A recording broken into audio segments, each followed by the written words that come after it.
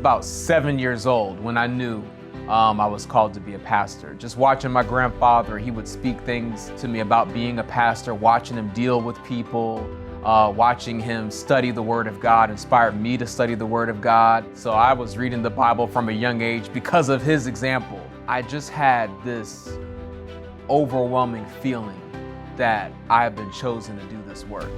I mean, I always dressed up like Batman or Power Rangers, so I wasn't one of those kids running around the house in like a robe or nothing. I just knew that I was meant to be a pastor. It was at GCA really that week of prayer. At GCA, I got the opportunity to preach for a week of prayer my sophomore year. And that's when I really fell in love with preaching and had kind of the aha moment of like, wow, I could really do this. I knew I was supposed to do this thing when one of my classmates came up and said, can I have the notes to the sermon that really blessed me? I want to keep this with me. That's when I knew. I was like, okay, like this is deeper than me. This is a real calling. And so that's what, 7 years old, that started it. And then that sophomore year was the confirmation that, okay, yeah, this is what I'm really gonna do. Since then, we've just made the steps to make it happen. Finished the GCA, went to Oakwood and then Andrews, and here I am pastoring in Georgia-Cumberland. I wanna say that God truly is faithful. Man, his promises are sure. What the devil meant for evil, God turned for good. There's just so many things I can look at in my life and see how things could have gone left, but God turned them right. And here I am, only by God's grace, am I at this day of ordination. And so I'm just forever grateful and thankful to the Lord. And like I said, my family, friends, and loved ones. I've known Pastor Paige, his family, but on this day, I am just overjoyed for this occasion. I remember Pastor Paige when he was a student at Oakwood University and was one of the interns working under me at the Oakwood University Church.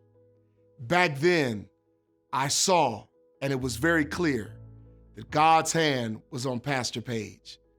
And so today, it gives me great joy to know that he's being ordained.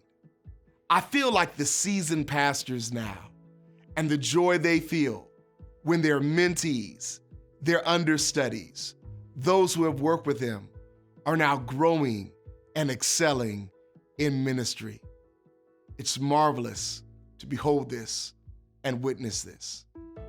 My only regret is that I cannot be with you today, but know that my thoughts and my prayers are with you, Pastor Paige.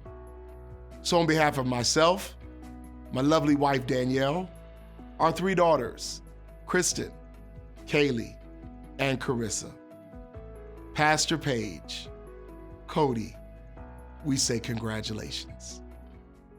Not long after I began service as ministerial director in March of 2011, I received a call from a recent Georgia-Cumberland Academy graduate asking for a meeting. We met at the Ruby Tuesday in Calhoun for lunch, and even though I had never met Cody, at first sight I felt I knew him.